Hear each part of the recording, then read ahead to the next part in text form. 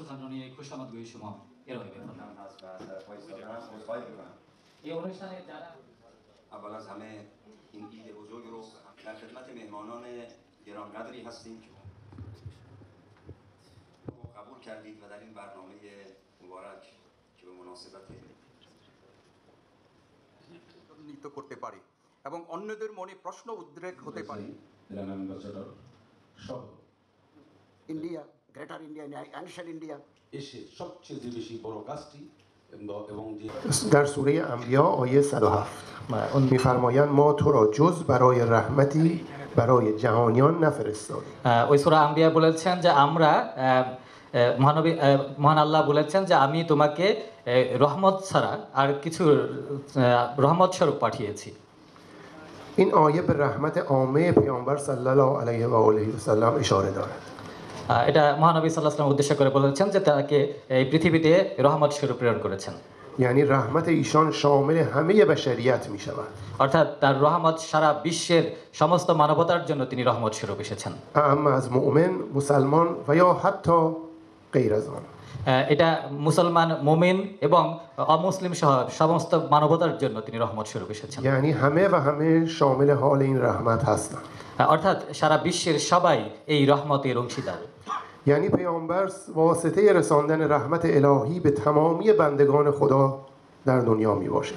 অর্থাৎ মহানবী হযরত মুহাম্মদ সাল্লাল্লাহু আলাইহি সাল্লাম আল্লাহর সৃষ্টির সকল মানবতার জন্য রহমত স্বরূপ, তার মাধ্যমেই এই রহমত সমস্ত মানবতার জন্য পাঠিয়েছেন। در تمامی دوران‌ها این رحمت ادامه دارد.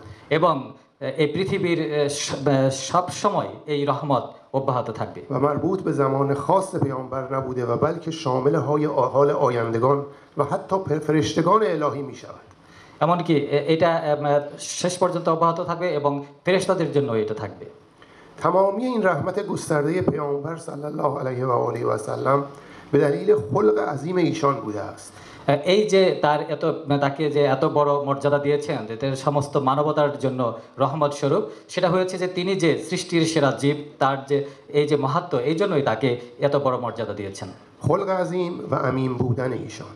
তিনি যে এবং আমিন ছিলেন এবং সৃষ্টির সেরা জীব ছিলেন, তিনি তাকে শ্রেষ্ঠ সৃষ্টি হিসেবে তৈরি করেছেন সেজন্য। همانطور که خداوند در آیه 4 سوره مبارکه قلم می‌فرمایند যেমন কি সূরা মুবারকে কালামে বলেছেন یقینا تو اخلاق برجسته و بلند مرتبه‌ای داری. ওই সূরায় بলেছেন যে রাসূলের যে اخلاق এবং ঈমান এটা সর্বোচ্চ মর্যাদায় রয়েছে।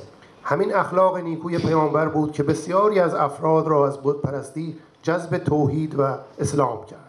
এবং তার যে তার اخلاق এত উচ্চ পর্যায়ের ছিল যে যারা মূর্তি পূজা করেছেন তাদেরকেও আকৃষ্ট করেছে। و بسیاری از کافران و بت پرستان را به یکتاپرستی و توحید سوق داد. এবং যারা মুশরিক ছিলেন, কাফির ছিলেন এবং মূর্তি পূজক ছিলেন সবাইকে ইসলামের তৌহিদের পতাকা তলে নিয়ে এসেছেন। مسلمان به معنای تسلیم امر و اراده الهی بودن است. মুসলমান ইসলামটা হলো ইসলামকে গ্রহণ করাটাই হলো তার ইসলাম শান্তির ধর্ম প্রতিষ্ঠা ছিল তার মূল কাজ। و در مورد تمامی پیروان الهی و توحیدی صادق است. در مورد تمامی پیروان ادیان الهی و توحیدی است.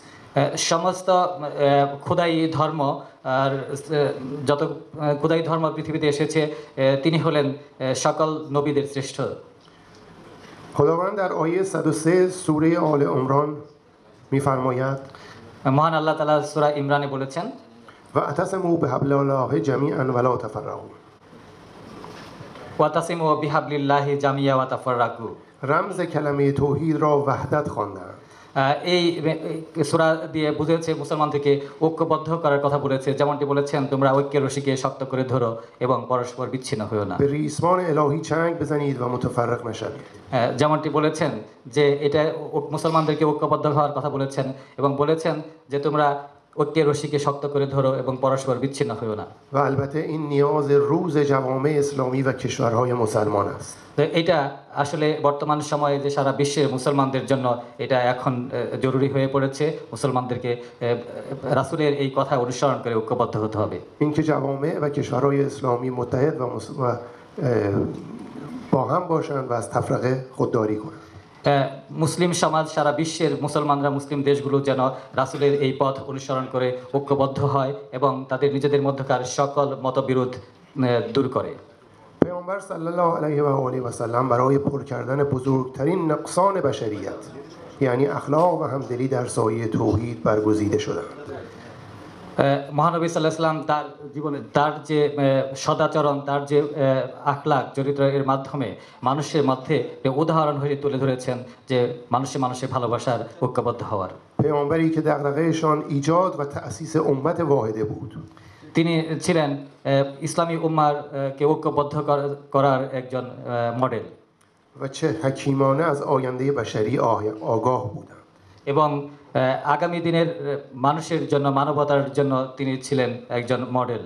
که پیروزی هر ظلمی در شکاف و تفرقه است. এবং যে কোনো ধরনের মতবিরোধের বিরুদ্ধে তাকে অনুসরণ করলে তারা অবশ্যই বিজয়ী হবে। ما که در هزاره سوم و در قرن 21 زندگی می‌کنیم باید به این بلوغ فکری رسیده باشیم. আমরা এখন বর্তমানে যে সময়ে জীবনযাপন করছি অবশ্যই আমরা তার সেই কথাকে মনে রাখতে হবে এবং অনুসরণ করতে হবে که روی نقاط مشترکمان متمرکز شویم. এবং সেটাকে কেন্দ্র করেই আমাদেরকে এগিয়ে যেতে হবে। و علی‌رغم تلاش برخی بدخواهان برای تفرقه و شکاف از اختلافات جزئی صرف نظر کنیم. এবং যে কোনো ধরনের মতভেদ দূর করে আমাদেরকে ঐক্যবদ্ধ হতে হবে। در پایان به این نکته مجدد تأکید می‌کنم که اگر چنین کنیم وحدت کلمه رمز توحید است. এবং আমরা বলছি যদি এটা করি তাহলে বাহদাতের যে কথা সেটাই আমরা অনুসরণ করলাম। و رسیدن به این وحدت و دوری از تفرقه چاره حل بسیاری از مشکلات جوامع ما مسلمانان است. এবং আমরা যদি রাসূলের এই পথ অনুসরণ করে নিজেরা ঐক্যবদ্ধ হতে পারি এবং নিজেদের মধ্যকার সকল মতবিরোধ দূর করতে পারি তাহলেই আজকে বর্তমান বিশ্বে, মুসলিম বিশ্বের যে সমস্যা রয়েছে সেই সমস্যার সমাধান করা সম্ভব। در پایان اجازه می‌خواهم چند بیتی از شیخ سعدی مصلح الدین شیرازی رحمت الله علیه برای شما قرائت کنم، بخوانم. এখন আমি আপনাদের অনুমতিক্রমে বিখ্যাত কবি শেখ সাদির কয়েকটি লাইন পড়ে শোনাতে চাচ্ছি। البته اشعار ایشون به شدت سخت هست برای ترجمه ولی اجازه بدید که به هر حال آنچه که به بهترین شکل ترجمه شده برای شما بگم. যদিও কবি শেখ সাদির কবিতা খুবই উচ্চমানের, এটা অনুবাদ করা অনেকটা কঠিন, তারপরেও দেখি যতদূর করা যায় আর কি। Human beings are like members of the same group since they were all created from the same essence. Who by heart future on limb is oppressed, the other members lose their wounded vest. If they felt not for others' misery, a child of Adam is no name for thee. اعضای یک پیکرند که در آفرینش ز یک گوهرند چو عضوی به درد آورد روزگار دگر عضوها را نماند قرار تو که از مهنت دیگران بیغمی نشاید که نامت نهند آدمی. من در پایان مجددا از برگزار کنندگان این جلسه از حضار محترم خصوصا جناب آقای خالد حسین مشاور محترم امور مذهبی تشکر و قدردانی میکنم. সেটার সংক্ষেপে আমি বলছি, সেটা বলছেন যে আদম সন্তান হলো একই দেহের বিভিন্ন অঙ্গ প্রত্যঙ্গের মতো। এই একটা অঙ্গে যদি ব্যথা পায় তাহলে অন্য অঙ্গও সে ব্যথা অনুভব করবে।